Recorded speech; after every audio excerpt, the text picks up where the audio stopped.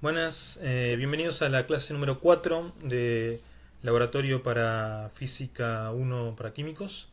En esta semana vamos a ver conceptos de instrumentación, o sea, vamos a tratar de ver cómo caracterizar y utilizar correctamente un instrumento que sirva para hacer adquisición masiva de datos.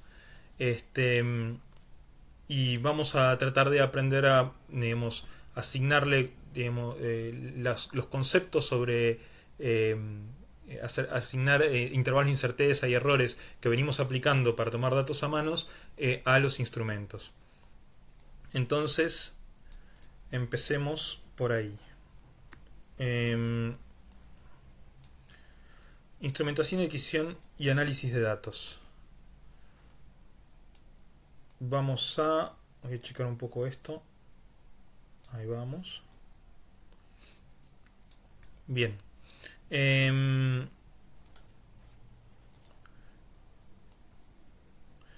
Nosotros hemos visto ya el ejercicio de tratar de hacer mediciones con un instrumento de los que podemos decirles pasivos, que son instrumentos en los que nosotros no, eh, digamos, tenemos que tener el control completo del instrumento para poder operarlo, digamos, ¿no?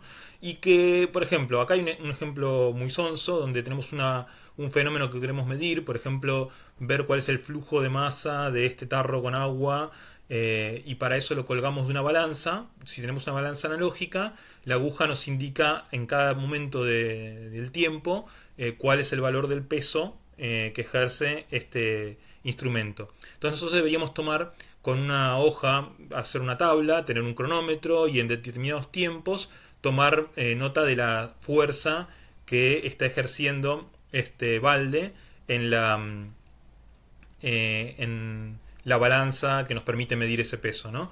Esto es un instrumento simple de operar y es fácil de determinar el error de apreciación, ¿no? Porque esencialmente tiene que ver con el intervalo mínimo que se pueda medir ahí. Eventualmente el error humano puede estar asociado a nuestra capacidad para determinar los tiempos con un cronómetro, igual que nos pasa con el péndulo. Y bueno, está claro que tenemos que hacer adquisición manual, por lo cual no podemos hacer muchísimos datos. Por otro lado, si tenemos algún tipo de instrumento que permita hacer una adquisición masiva de datos, nosotros, como por ejemplo los hay, este es un medidor de fuerza de Vernier, que están en los laboratorios de enseñanza. En principio nosotros repetimos el mismo experimento, es más complejo de operar el aparato, pero tiene un error de apreciación menor, ahora vamos a ver un poco por qué, y nos permite hacer adquisición masiva de datos, o sea, pasar a un dispositivo una cantidad de datos que pueden ser por miles en pocos segundos, lo que nos va a obligar a aprender algo de procesamiento de datos, porque ¿qué hacemos con tanta información para tratar de poder obtener, digamos, de los miles de datos la información útil que nosotros queremos? En términos generales, los conceptos más básicos de instrumentación son que nosotros tenemos alguna magnitud física que queremos medir. Podríamos hablar de potencia luminosa, campo magnético, fuerza, temperatura, distancia, no puse acá, pero tiempos. Hay una infinidad de cosas que se pueden medir hoy en día. Y cada una de estas también puede estar asociada de manera indirecta a lo que habíamos visto en la primera clase de las magnitudes básicas de metrología con las que se mide absolutamente todo, ¿no? Entonces, estos instrumentos eh, esencialmente nos sirven como transductores, ¿no? Generalmente, digamos, el esquema básico suele ser ese, que nos permiten convertir esa magnitud a otro tipo de magnitud que generalmente no sea más simple de adquirir. Y el estándar en todos lados es que lo que vamos a hacer es transformar esa magnitud o a un voltaje o directamente a un dato de computadora. Pero pongámosle, digamos que hacemos el seguimiento como si fuese un voltaje determinado.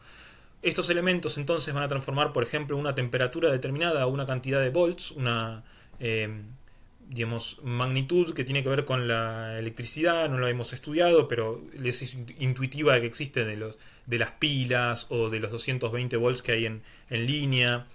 Bueno, esa cantidad de volts luego es procesada por instrumentos de electrónica que nos permiten hacer una adquisición de eso. De esos instrumentos, en física es muy común utilizar el osciloscopio, que nos permite obtener una señal en volts y graficarla en función del tiempo. Entonces, si obtenemos muchas señales, muchos datos de volts uno atrás de otro y los graficamos en función del tiempo, bueno, tenemos la curva que queríamos adquirir de nuestro fenómeno. Hay placas de adquisición, que estas se usan en el labo de F1, que también lo que hacen es hacer exactamente lo mismo, pero en vez de mostrarlo en una pantalla, nos lo permiten convertir esencialmente en datos de computadora para importarlos como en una planilla de Excel o algo así. Por último, también hay microcontroladores. Uno medio conocido es el Arduino. En todos los casos, lo que estamos haciendo es convertir los volts con un conversor analógico digital a una cantidad de bits que es información de computadora que puede ser procesada. Entonces, lo central es cuando uno manipula uno de estos aparatos, uno va a tener esa magnitud y la conversión a la señal eléctrica, ¿no?, en volts, va a depender de alguna calibración que se haya hecho de ese aparato, ¿no? Esa información de calibración suele estar en la hoja de datos técnicos de ese instrumento de medición, lo que le llaman en inglés el datasheet, ¿no? Es muy importante cuando uno hace el control completo del proceso de medición. En algún punto vos vas a querer saber cuántos grados significan moverte un volt para poder establecer la propagación de los errores de grados a volts y de volts a el número final que vos tengas para poder asignarle tus incertezas a las mediciones. La magnitud de la que vamos a medir es continua en el tiempo, porque bueno, la discretización en unidades de tiempo y las comparaciones, todo son una, digamos, abstracción del ser humano que usamos para analizar los datos. Pero entendemos que esto ocurre, cualquier fenómeno que estemos analizando ocurre de manera, por lo menos en física clásica, de manera continua. Y sobre todo continua en el tiempo y bueno, continua, pongámosle también en la unidad de medición, que en este caso van a ser voltajes. Lo que va a hacer cualquier instrumento de adquisición es hacer la conversión analógico-digital, es discretizar esa señal en el tiempo y en la magnitud, por ejemplo en este caso de los volts, y convertirlo a números que pueda interpretar una computadora. Nuestras computadoras son todas binarias, así que lo va a convertir en unos y ceros, pero bueno, nosotros no vamos a controlar el proceso entero de adquisición, solamente nos sirve saber que primero son unos y ceros y después lo convierte en algún número con coma, lo que llaman coma flotante, que va a poder procesar la computadora. Entonces, las definiciones que tenemos que tener en cuenta para hacer la práctica son las siguientes. Primero, el rango. El rango es el intervalo en el que el instrumento puede medir. O sea, si estábamos midiendo volts, por ejemplo, bueno, yo puedo medir, no sé, entre menos 10 y 10 volts. Si medimos temperatura, sí, mi termómetro mide desde menos 30 grados Celsius hasta 120, etc. Es el intervalo donde se puede realizar una medición en sí. Después tenemos la resolución, que está muy ligado a la siguiente, que es la sensibilidad. La resolución es la cantidad de valores que se pueden medir dentro de ese rango. Y como habíamos dicho, esto se suele medir en bits, y por eso mencionaba lo de la cuestión digital, porque la mayoría de las veces los valores que vas a tener van a ser un múltiplo de 2. Entonces se lo reporta como un número de bits. Por ejemplo, un elemento que tenga un rango que mide entre 0 y 5 volts, ¿no?, y que tiene 8 bits, yo sé que tiene 256 valores, porque son 2 a la n valores, entre 0 y 5 volts. Entonces puedo hacer la división y ver cuál es el paso.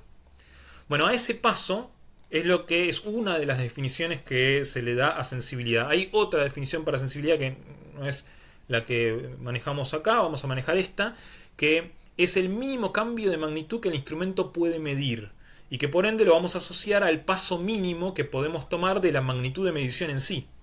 Y que por ende también lo podemos asociar con la idea de el error de apreciación, tal cual como lo veíamos en la regla o en la balanza. Y el otro dato fundamental, o parámetro fundamental que tenemos que ver, es el de la tasa de adquisición, o en inglés se llama sample rate. Esto se mide cuántas muestras por segundo, que se le puede poner porque de la unidad en inglés S mayúscula de sample sobre S de segundo, o directamente decir en hertz, cuántas muestras por segundo puedes adquirir con tu instrumento. En la mayoría de los instrumentos de medición profesionales tienen una tasa de adquisición que es constante, pero los que están basados en microcontroladores o, por ejemplo, el celular, probablemente no sean constantes, porque no son instrumentos de medición en realidad, son computadoras con elementos que permiten medir. Y bueno, vamos a tratar entonces de caracterizar cuál es esa tasa de adquisición, o la inversa de eso, que es el tiempo característico, que es el tiempo que pasa entre un dato adquirido y el siguiente. Bien, entonces hagámonos la idea de que tenemos una señal continua. Acá le puse de volts, podría ser de cualquier cosa, que inicialmente a través de un traductor se transformó en volts, pero bueno, tenemos la señal y la queremos medir, ¿no?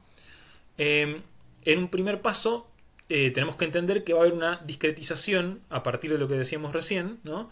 Le vamos a llamarle discretización vertical, que es que no cualquier voltaje puede ser medido. Acá, por ejemplo, simulé una discretización para una sensibilidad de 0.25 volts, ¿no? Y una resolución que, bueno, me queda fijada a partir del rango. Esto es solamente demostrativo, ¿no? Pero para que se den una idea, la curva original que veía en Suave pasaría a estar descrita, si solo tengo esos valores permitidos, de esta manera. Si volvemos a la curva Suave y pensamos en el tiempo, que no estoy midiendo todo el tiempo en el tiempo, ¿no? Medio me estoy pisando con lo que digo. Supongamos, si esta curva en el eje de abajo está puesto que son milisegundos, ¿no? Bueno, supongamos que adquirimos cada 5 milisegundos. Entonces quiere decir que de toda esta curva, solo en los puntos rojos estaríamos tomando un dato de la señal de entrada con nuestro dispositivo. Eso nos da, esos 5 milisegundos es el tiempo característico que está marcado acá. Es la discretización horizontal. Si quisiéramos ver cómo es la información que va a almacenar la computadora de esa señal, se vería como una cosa así. Después de cada punto se mantiene ese valor hasta que se produce una nueva adquisición y se salta al siguiente punto de acá. Y así sucesivamente. Van viendo cómo se deforma la imagen, ¿no? La comparación de cómo queda la discretización vertical y horizontal, van a ver que ninguna de las dos curvas ni se parecen entre sí, ni se parecen tanto al original. Pero bueno, es el precio que hay que pagar a la hora de pasar del continuo al discreto, que inevitablemente lo vas a hacer incluso si haces mediciones a mano. Ahora, lo que ocurre realmente en la adquisición es que tenemos que considerar esos dos parámetros. De todo el espacio de valores posibles, que es continuo en términos físicos, solo vamos a poder adquirir de manera computacional los que en este caso están marcados con puntitos acá en este diagrama, ¿no? Esos puntitos, los más cercanos a la curva, son efectivamente los que realmente va a medir nuestro sistema de adquisición, nuestro conversor analógico digital, con el reloj que le marca los tiempos en los que tiene que adquirir un dato determinado. Entonces, por ejemplo, en esta curva se adquirirían estos puntos negros que están acá. Esto sería lo que ve la computadora durante la adquisición, pero como nosotros somos conscientes de estos tiempos que en cada intervalo no es que está constante la función, después cuando grafiquemos los puntos nos va a dar algo así. No está tan alejado de lo que es, digamos, originalmente, pero bueno, obviamente no se parece tanto a la curva original. Mientras mayor resolución tengas temporal y mayor resolución tengas en la magnitud, o sea, mientras la sensibilidad sea más sensible y por ende más chico el intervalo entre dos valores posibles de la unidad, en este caso volts o de cualquier otra, o mientras más corto sea el tiempo característico que tarda en adquirir un dato y el siguiente, más puntos hay para describir la curva y mejor descrita va a estar, ¿no? El rango era lo que habíamos dicho antes, es la misma señal de antes, ahora está escalada y te muestra, bueno, pongámosle que tenemos un instrumento que tiene un rango que va de 0 a 5 volts. La señal está ahí adentro, ¿no? Fuera de eso, yo no puedo medir. Lo que me pasa si quiero medir de eso es que voy a quedar, voy a perder información. Lo que decía antes es, bueno, lo de la resolución, la cantidad de puntos que están dentro del rango, dada esa sensibilidad, nos da esta idea de cuál es la resolución, en este caso vertical, del instrumento. No me puse a contarlos acá, pero son 0,25, son 4 por cada volt, son al menos 20, 21 puntos debe haber acá. Mi resolución ficticia de acá son 21 puntitos que va a haber. Tal vez deba contarlos si me esté comiendo algo. Bien, lo que les decía, si mi señal hubiera sido más grande que el rango, va a haber datos que no los voy a poder capturar y me va a quedar recortada la señal. Eso se llama saturación. Cuando satura tu instrumento de medición y no podés capturar la onda completa de lo que querías, o la onda en este caso, pero el fenómeno completo que querías ver. Hay otro detalle importante para ver, que es el del aliasing, se llama. Es un fenómeno que se produce cuando uno quiere adquirir con una tasa de muestreo, ¿no? Un sample rate determinado, que sea mucho más lento que el fenómeno que vos querés medir.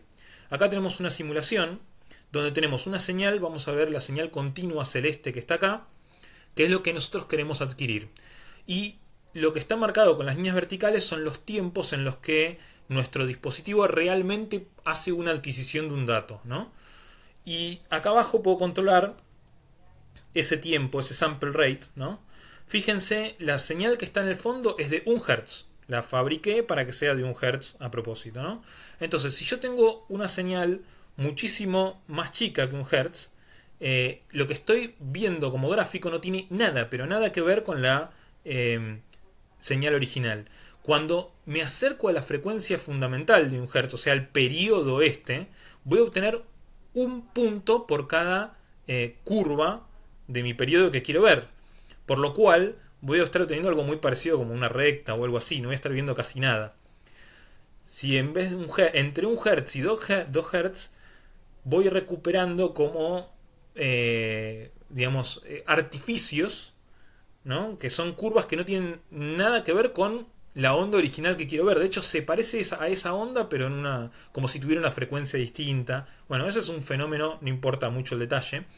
Lo que sí es central decir que entre 1 Hz y 2 Hz voy a estar teniendo en apenas un poco más de un punto por cada periodo completo de lo que yo quiero analizar. Entonces es lógico que la información que rescato no me sirva para casi nada, ¿no? Recién, teniendo más de 2 puntos y empezando a acercarnos a 5 puntos por periodo, la señal empieza a tomar forma, la señal adquirida empieza a tomar la forma de lo que yo quería ver. Y bueno, si me voy a más de 5 puntos por periodo, en este caso sería más de 5 Hz, en 10 Hz por ejemplo, ya recuperamos una señal muy parecida a la señal que queríamos relevar. Entonces la importancia de la tasa de muestreo es como nuestra escala temporal que nos permite, la tenemos que elegir, siempre que se pueda elegir, o tenemos que buscar que sea mucho más rápida que el fenómeno que queremos medir, porque si no vamos a obtener toda clase de artificios que nada tienen que ver con el fenómeno. Eso implica que tenemos que tener alguna idea de cómo es ese fenómeno que queremos medir para poder planificar esa medición. Bueno, después el hecho que estemos midiendo una señal no quiere decir que no haya intervalos de incerteza, o sea que podamos conocer de manera perfecta esa magnitud. Nosotros estamos asistiéndonos por medio de electrónica que nos permite reducir, por ejemplo, el error de apreciación. Acá hay uno ridículamente alto solamente para poder ilustrar, digamos, los conceptos de la discretización, pero nos permite medir, bueno, con una escala relativamente pequeña. Pero eso no implica que no haya, no sé, ruidos del ambiente, de experimento, o incluso el propio, digamos, error de interacción. O sea, por ejemplo, puede haber ruido electrónico dentro del instrumento que haría las veces del equivalente al error humano de cuando apretábamos el cronómetro, ¿no? Bueno, acá va a ser un error propio del instrumento que tenemos que caracterizar y conocer para poder evaluar cuál es la confianza que tenemos en nuestros datos, ¿no? Para asignar la incerteza de nuestras mediciones. Una forma de hacer eso, y que se le va a proponer hacer en la práctica, es medir una señal constante. Pongámosle que tenemos una señal conocida. Acá puse una señal de 2,5 volts. Y yo sé con mucha certeza que esos son 2,5 volts muy, muy, muy puros, ¿no? Que no tienen ruido, no tienen nada. Sin embargo, cuando mido esta cosa de acá. Lo que estamos viendo acá a lo largo de un tiempo largo, adquirí un montón de muestras. Lo que está sombreado es la desviación estándar de esta muestra estadística. Bueno, obviamente la desviación estándar tiene una cantidad, la mayoría de los puntos, pero no los tiene todos, por eso algunos puntos caen por fuera de eso. Si grafico un histograma con una cantidad de bines muy chico, me puede llegar a dar cualquier cosa. Acá pareciera que la distribución tuviese cuernos, no sé. Ustedes vieron la importancia, ya conocen la importancia de elegir correctamente la cantidad de bines con la que queremos hacer un histograma. Cuando uno lo hace con una cantidad de bines que sea compatible con la cantidad de muestras, digamos, de valores que estamos, no de muestras, de valores que estamos relevando, vamos a tener un histograma mucho más fiel de la distribución estadística que estamos viendo. Pero además podemos usar el histograma como un truco o herramienta, y es lo que propongo hacer en algunos de los ejercicios, donde si ustedes elevan mucho la cantidad de bines, va a haber, la mayoría de los bines van a ser cero, pero los bines que no sean cero van a dejar expuestos la posición de los valores que realmente puede medir el dispositivo. Saben que en el medio no puede medir nada, y acá sí, y acá sí, y acá sí. Entonces, conociendo las distancias entre las barras de los bines, van a tener una idea de la sensibilidad y del error de apreciación del instrumento. Bien. Entonces, ¿cuál va a ser la actividad? Habiendo conocido estos conceptos de rango, sensibilidad, tasa de muestreo, la idea es utilizar en una tablet o en un celular una aplicación que se llama Firefox, ¿no? Donde, según el relevamiento que hicimos en la encuesta, todos los que pudieron instalar la aplicación al menos tienen o la aceleración con G, uno de los instrumentos que nos permite acceder a los acelerómetros que están en el celular o en la tablet, y otro que es el historial de frecuencia, que es para medir frecuencias sonoras. No vamos a meternos mucho en el detalle de cómo funcionan estos instrumentos, de la misma manera que antes no describí cómo funcionan los transductores. Lo importante es que en algún lugar hay algo que convierte el fenómeno original en alguna señal de voltaje, y esa señal de voltaje es convertida de analógica a digital, y esa señal digitalizada es adquirida en diferentes tiempos, por lo cual nos genera la tira que queremos utilizar. La de la aceleración de la gravedad, bueno, es intuitivo saber qué es lo que estamos viendo, porque ya vieron conceptos de aceleración, cinemática en la materia. Respecto a la frecuencia sonora, solo voy a decir que el sonido es un fenómeno ondulatorio que tiene alguna frecuencia, digamos, cada sonido tiene una frecuencia característica y muchos otros componentes de frecuencia más altos que no vienen al caso. Este instrumento lo que nos dice es, cuando hay un sonido bien definido, nos dice cuál es la frecuencia característica de ese sonido, y lo va midiendo a lo largo del tiempo.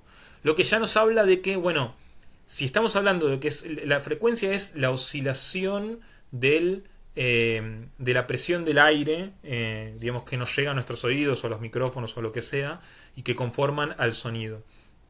Como el sonido en sí mismo es una vibración, quiere decir que no está definido para cualquier tiempo. Para tiempos más cortos que el periodo del propio sonido, es una magnitud que no tiene sentido. Bueno, eso es una constante, es un error que va a estar asociado a la definición del objeto de estudio, que habíamos visto que esa era una de las fuentes de errores. Pero no va a ser el error principal para nosotros. El error principal para nosotros va a tener que ver con el instrumento de medición. Nosotros vamos a usar el instrumento de medición como si no importara qué es lo que estamos midiendo, y lo vamos a caracterizar a partir de su resultado, no de su forma de medición, digamos, ¿no? Entonces, ¿qué es lo que proponemos hacer? Vamos a caracterizar el instrumento haciendo algunas mediciones, por ejemplo, de alguna magnitud constante, y viendo entonces, tratando de ver cuánto podemos explorar del rango, o sea, ya sea con el de frecuencia sonora o con el de la gravedad. No sé, el de la gravedad podemos tratar de sacudir el celular para que haya una gran cantidad de, digamos, de valores de aceleración, a ver cuáles son los extremos que logró medir el dispositivo. Vamos a tratar de estudiar la resolución, viendo, como la resolución en sí misma no vamos a poder obtenerla, lo que sí vamos a poder obtener es la sensibilidad. Vamos a tratar de ver cuál es el paso mínimo que tiene el instrumento, o sea, la aceleración mínima, el cambio de aceleración mínima que pueda medir el acelerómetro, o el cambio de frecuencia mínima que puede medir el analizador de frecuencia sonora. De la tasa de adquisición del tiempo vamos a hacer lo mismo, vamos a ver cuál es el tiempo mínimo entre mínimo, el tiempo característico entre dato y dato, que nos permite dar un valor de tasa de adquisición y por ende ese, el tiempo característico. Y tenemos también que caracterizar el error de interacción, esto de que por más que midamos una constante, puede ser que los valores estén distribuidos por fuera de esa sensibilidad, digamos. Si el error de medición del instrumento es mucho más chico que la sensibilidad, no vamos a ver un valor constante. Pero si es más ancho, vamos a ver o una gaussiana o alguna distribución con forma de campana que va a cubrir varios valores. Entonces tratemos de caracterizarlo. Luego, una vez caracterizado el instrumento, vamos a medir algún fenómeno oscilatorio. En un caso va a ser, no sé, pendulear el celular y ver que funcione. Y en el otro caso va a ser analizar un sonido de ambulancia. Ahora los vamos a ver. Y después la idea es analizar los datos, por ejemplo, de la curva obtenida. Una vez que obtengan una curva y la grafiquen como está acá, poder obtener algún análisis mínimo, como por ejemplo decir, bueno, la amplitud de la oscilación, o sea, decir la mitad de la diferencia entre una cresta y un valle determinado, o obtener el periodo, los cruces por cero de una onda, o los cruces por su valor medio, etc. Para mostrarles acá, esto tengo que sacar, la actividad consiste entonces en lo siguiente. Acá está. Primero la de caracterización, vamos a ver. Para caracterizar el instrumento, lo que podemos hacer es medir algo constante. Por ejemplo, con el celular apoyado en una mesa, medimos que en uno de los ejes se ve que está midiendo la aceleración de la gravedad, que vamos a asumir como constante, ¿no? Si queremos cambiar de eje, lo que podemos hacer es apoyar el objeto de alguna manera que en otro de los ejes aparezca la señal de 9, digamos, que marca la aceleración de la gravedad. Esto mismo se puede hacer también invirtiendo el eje en cuestión, y se puede ver cómo pasamos de una aceleración positiva a una negativa, que en realidad no es otra cosa que haber cambiado los ejes, ¿no? Y por supuesto nos falta un eje más, que si apoyamos así, ahora se puede ver que en el medio tenemos el eje Y, sería en este caso, es el que nos marca la aceleración de la gravedad. Lo mismo si lo pongo al revés, aunque no se va a poder apreciar porque mi celular no se da vuelta, pero pasamos de positivo a negativo. Todo esto se va a apreciar mejor cuando lo veamos en la computadora. Bueno, ahora lo vamos a ver en la computadora, un breve ejemplo de cómo hacer el análisis. Entonces, eso es un ejemplo de adquisición de una magnitud constante, en este caso de la gravedad medida en los diferentes ejes que nos permite el dispositivo. En los datos vamos a ver que algunos de estos registros van a tener valores positivos y negativos según los ejes que elegí, y en otros no, porque bueno, nunca lo puse en una posición determinada. Con eso después vamos a realizar algún experimento oscilatorio. La propuesta, por ejemplo, para el acelerómetro es este. Bueno, acá está la aplicación. Vamos a medir una aceleración con G, que es lo que me permite mi celular, ¿no? Nosotros tenemos opciones acá que nos permiten cronometrar la acción y decir que, por ejemplo, arranque, en vez de inicialmente, que arranque a los 5 segundos y que dure 10 segundos. Pongo opción cronometrada, ok.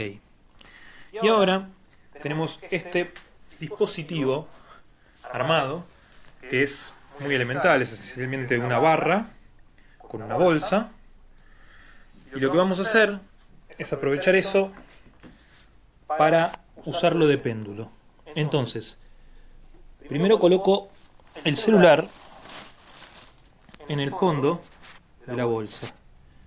Luego, con mucho cuidado, se me apagó. Tal vez debería haberlo regrabado. Sean más prolijos que lo que fui yo.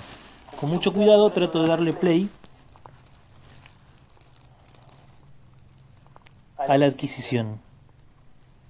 Cuando le doy play me empieza a decir, a registrar los datos. Ahí está oscilando. Me empieza a correr el cronómetro. En esta oscilación que estamos viendo acá está siendo registrada por los acelerómetros. Yo le puse que dure 10 segundos, así que terminados los 10 segundos, la aplicación se va a ver detenido, como está ahora. Y como verán, tenemos registros de los 3 ejes que quedaron guardados, de los 3 ejes del acelerómetro.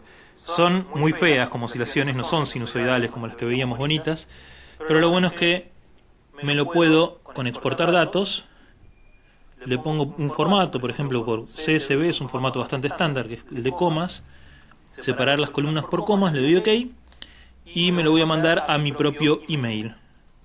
También lo puedo mandar a WhatsApp a algún conocido y después bajarlo desde WhatsApp web o cualquier otra opción. Entonces, acá pongo mi propio email.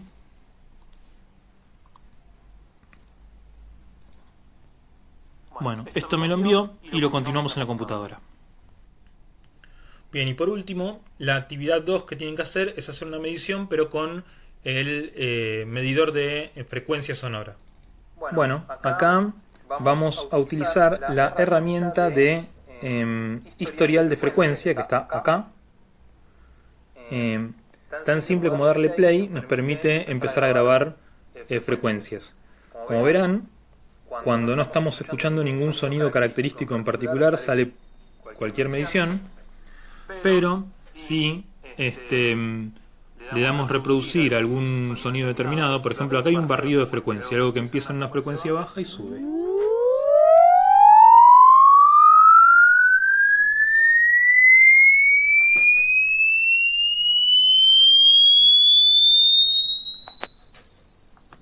Creo que el concepto se entendió. El sonido efectivamente está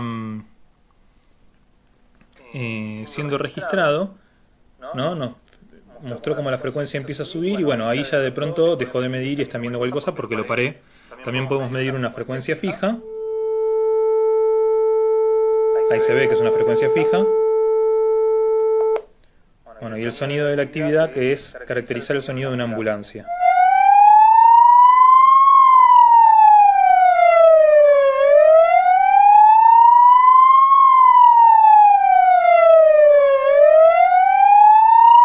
Eso es parte de los archivos que están en la guía. Finalmente, en el propio celular podemos hacer en el eje de frecuencia algún análisis, donde ya vemos que no todos los valores están permitidos, ¿no? Pero bueno, lo más fundamental es que nos podemos exportar estos datos como CSV. Pueden usar un dato que no sea y CSV. Me los voy a enviar a mi propio mail para analizarlos. Bueno, se entendió. Lo del mail es para... Eso es todo, continuamos en la computadora. Para justamente poder después bajármelo del mail y continuar con lo que vamos a ver ahora en la computadora. En particular, les quería mostrar cómo se ven los archivos que nos enviamos al mail en este caso.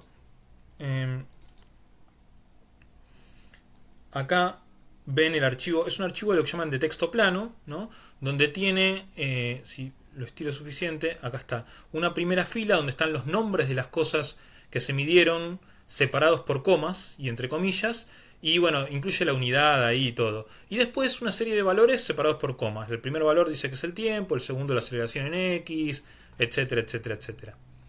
Bueno, la cuestión es que esto nosotros lo vamos a tratar de analizar con el origin. Así que veamos un poquitito de análisis de datos. La intención es ahora ver lo más breve posible, para no estirar demasiado esto, cómo importar los archivos, cómo graficarlos, ya saben ustedes, cómo seleccionar un tramo y cómo hacer algunos análisis como, por ejemplo, calcular las diferencias entre los valores de una celda y la siguiente, o cómo detectar picos, o cómo filtrar bajo alguna condición. Este, vamos a achicar esto y a trabajar un poco en ese sentido. Archivo, lo primero que vamos a ver es el import wizard. El import wizard nos permite seleccionar, en este caso en actividad, tengo, en vez de los .data, que le voy a poner que son todos los tipos de archivos, y el ejes.csv fue el primero que me mandé, el que vimos recién, cómo se hizo la adquisición con el celular puesto en diferentes posiciones, midiendo la gravedad. Cuando le doy next, acá me aparece como el archivo y hay algunos parámetros que me permiten elegir, por ejemplo, que la primera fila no la considere como parte de los datos, y le puedo decir también que me la considere como... no, esto, subheaders no es.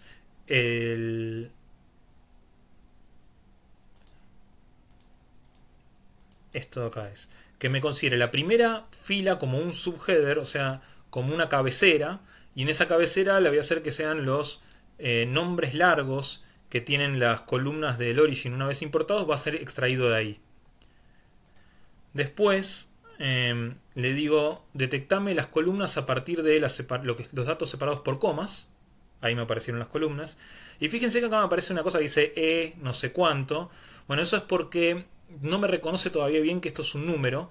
Hay que ponerle el tipo de número, dependiendo si el separador de decimales es una coma o un punto. Ahí me lo detectó bien, ¿no? Bien, una vez que lo tengo bien detectado, le doy siguiente, siguiente, finalizar, y me lo importa acá. Esto, bueno, esto ya es el origin, ustedes saben cómo usarlo y manejarlo. Los tres primeros son los ejes X, Y y Z, y el último es como la suma de la aceleración de todos juntos. Por ejemplo, si selecciono estos tres y los grafico, ¿no? No me muestres más esto. Ahí tenemos todos los ejes. Acuérdense que algunos estaban graficados, estaban tomadas las mediciones para que nos dieran valores positivos y negativos, como por ejemplo el X, que sería el negro que está acá. El azul en particular no, el azul dio una vez positivo y el resto de las veces cero, y los movimientos bruscos que le hice, y etcétera. Esto no presenten un gráfico como este, cambien los nombres, pónganlos en español, las unidades en el lugar correcto, etcétera. Esto es solo demostrativo, ¿no? En particular, pongámosle que seleccionamos uno solo de estos intervalos, de estos ejes para analizar, y queremos ver, hacerle zoom a una zona, ¿no?, donde supuestamente los datos son constantes, para ver si realmente son constantes o no, para estudiar todo lo que hemos dicho. Bueno, hay una herramienta acá, que es esta, Regional Dataset, que me permite seleccionar un tramo de los datos, ¿no?, y me aparecen esas dos puntitas, y después cuando le digo, bueno, hacemos un análisis estadístico con estadística descriptiva, pienso un poco y le digo, bueno, calculame el promedio, la media, no sé, el error estándar, lo que se te ocurra. Y ahí me dice, en ese tramo había 969 puntos, el valor medio es este, la desviación estándar es este, etcétera, etcétera, etcétera. Bien, otra cosa relevante que pueden ver acá es que en el input data les dice dónde estaban las filas donde aparecieron esto. Esto seleccionaron la fila desde la 1675 hasta la 2600 no sé cuánto. Bueno, voy a hacer un recorte de la fila de la 1600 a la 2600 solo para que veamos cómo quedarnos con el pedazo de los datos que nos interesa. Si vuelvo a ejes y voy acá a de 1600 más o menos por acá, de vuelta, esto es solo demostrativo, ¿no? Y ahora me voy a 2600, que está más o menos por acá, ¿no? Shift y clic, control copiar, me generó una nueva worksheet acá. Esta nueva worksheet, les recomiendo que le pongan nombres a las worksheets y no la dejen como voy a dejar acá, que es book 1. Le pongo control B. Ahí tengo todos los datos de ese tramo nomás. Me copio también las cabeceras, solo para hacer esto un poco más fácil, ¿no? Control B. Y puedo ahora graficar solo el primer eje que me interesaba a mí, pero cuando lo grafique se van a dar cuenta que es solo ese tramo. Bueno, como verán, agarré un pedacito de algo que no quería agarrar. Vamos a sacarnos eso de encima, eliminando una cantidad de filas. Delete. Bien. Volvemos a intentar graficar. Bien.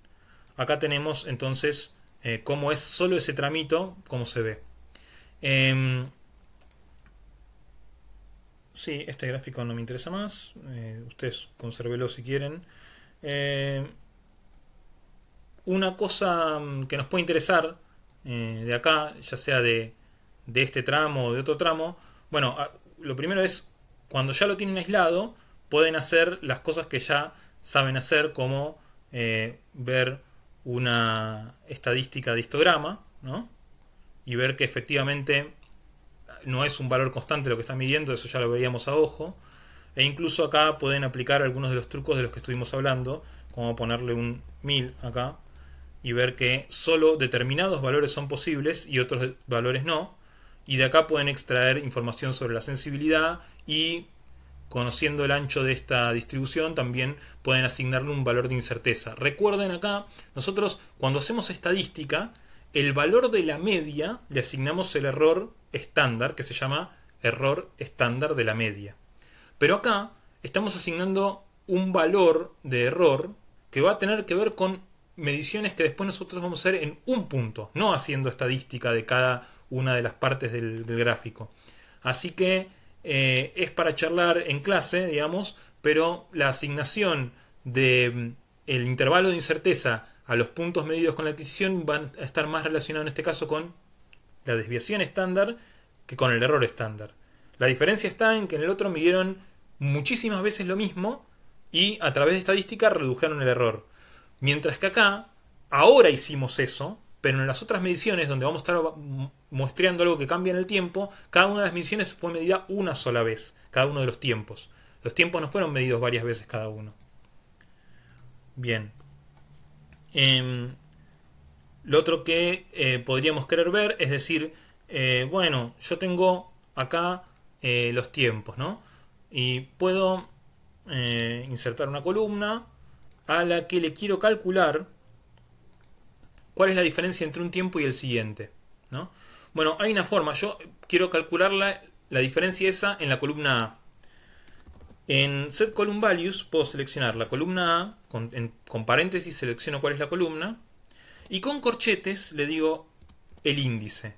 La columna A, la fila I, restame la columna A nuevamente, la fila I-1.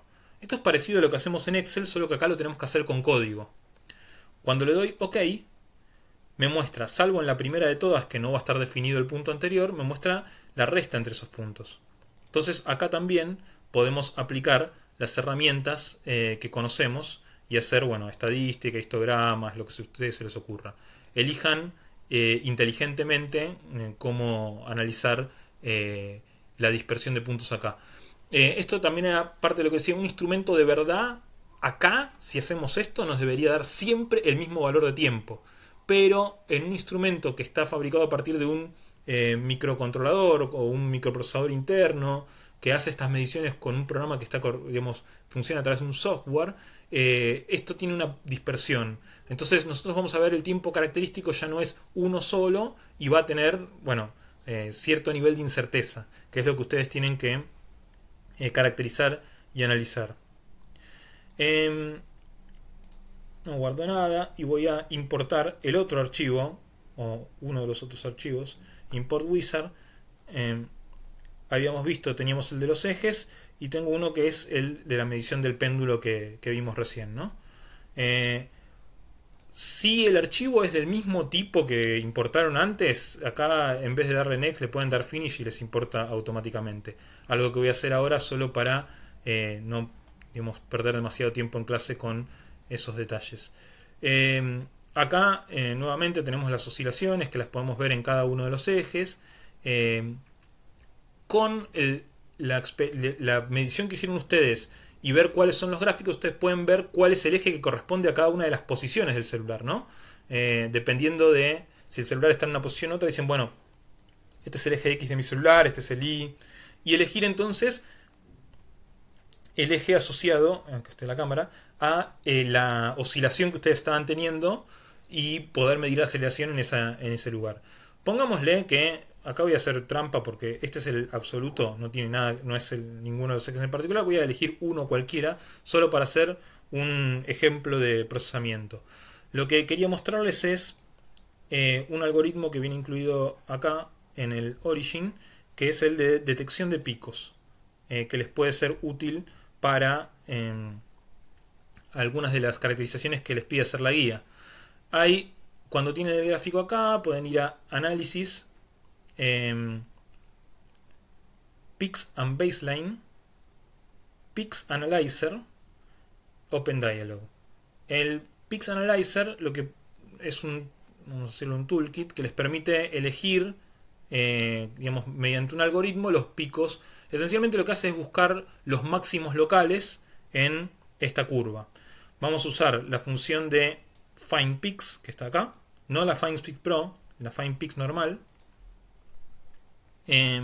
Podemos decirle que utilice como base el valor medio de la curva esta para tener, a veces sirve para decirle, bueno, sustraeme la línea media solo para tenerlo centrado en cero. Esto es solo para el análisis, no es que va a hacer esto sobre los datos. Y por último, cuando llegamos a esta parte de acá, le podemos dar find y me encuentra todos los picos. Como verán, acá me encontré un montón de máximos y mínimos locales. Yo puedo decirle con esta opción de acá que sean, con esta no, con esta, que sean solamente los máximos locales, ¿no? Acá hay algunas opciones. Esto dice el local point, dice, bueno, por lo menos tomame, no sé, que cada X puntos, cada 30 puntos, si hay dos máximos que están pegados en menos de eso, que no me aparezcan. Entonces, si yo, por ejemplo, estaba viendo los negativos, dependiendo de si pongo eso o si pongo esto, me van a aparecer los del principio acá que están acumulados todos acá, o no me van a aparecer. Pero bueno, pongámosle que me quiero quedar solo con los positivos, ¿no? Y que acá estoy satisfecho con esta medición. Una vez que tengo todo esto así, le doy finish y me va a generar en la planilla original una nueva tabla que tiene los X, que en este caso era de tiempo, ¿no? Peak centers dice, y el valor del pico en ese punto. Entonces ustedes pueden acá ver, tener los picos positivos, después filtrar los negativos por otro lado, restarlos, hacer todas las cuentas que quieren hacer. Otra de las cosas que pueden querer hacer es, nuevamente, nos quedamos con esta última columna, ¿no? Add New Column.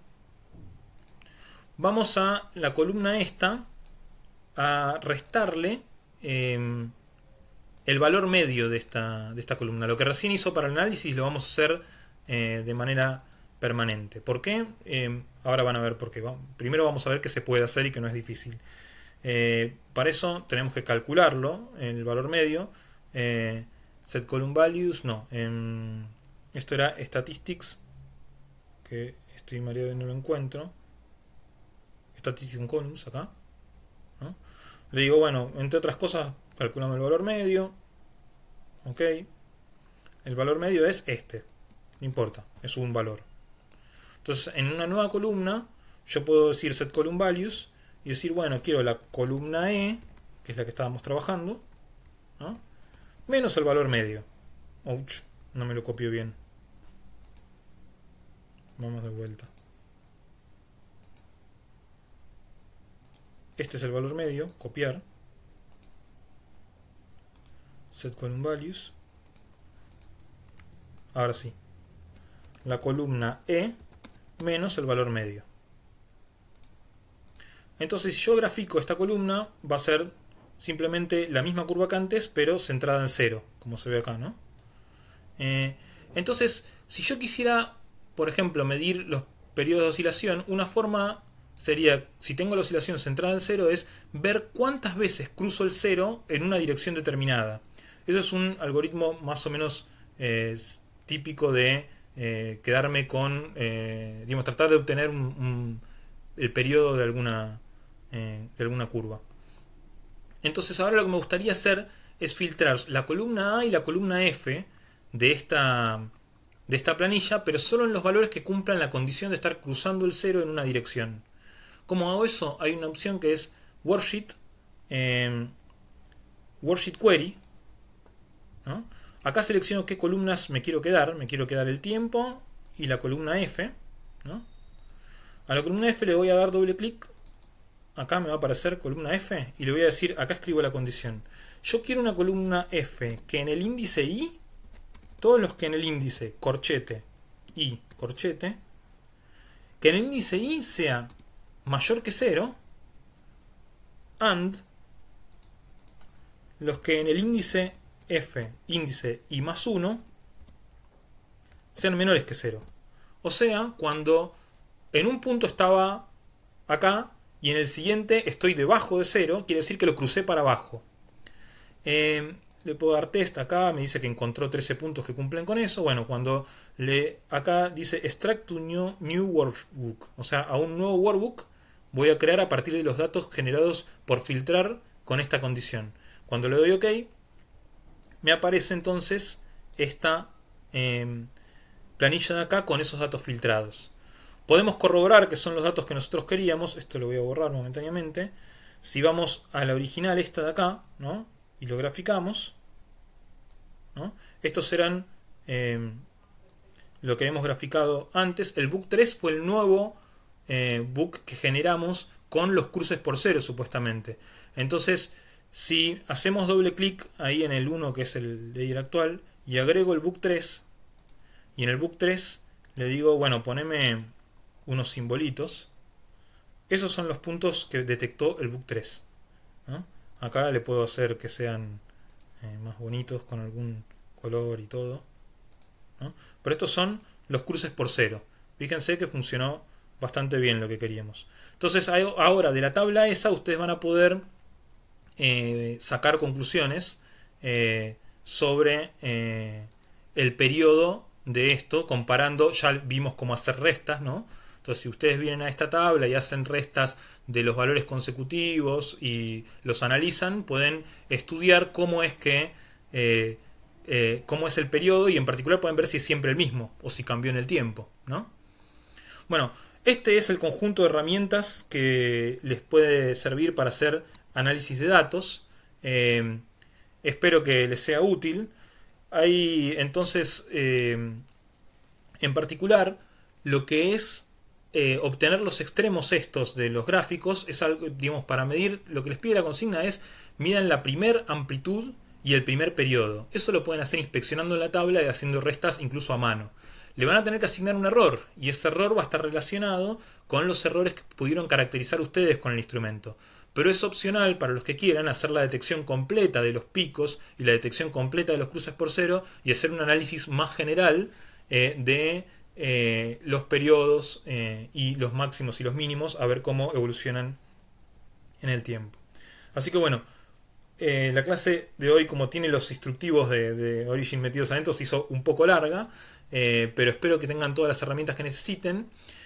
Traten de hacer la caracterización del instrumento, traten de traerla hecha para el martes y para el viernes, digamos, del día que vengan, porque nos gustaría que nos muestren a través en la clase, a través del Zoom, compartiendo su pantalla, lo que sea, cómo les dieron los histogramas, las caracterizaciones, las primeras conclusiones que sacaron. Más allá de que la actividad se entrega el otro jueves, como todas las semanas, pero que nos gustaría poder discutir en vivo sobre la base de algunos resultados. Así que hagan el esfuerzo de tratar de, los que puedan, de traer algunas de estas cosas preanalizadas, o sea, alguna medición hecha, mínima de alguno de los dos experimentos, aunque sea, como para compartir en clase y que podamos resolver consultas sobre la base de eso. Bueno, eso es todo y nos vemos el martes y el jueves. Hasta luego.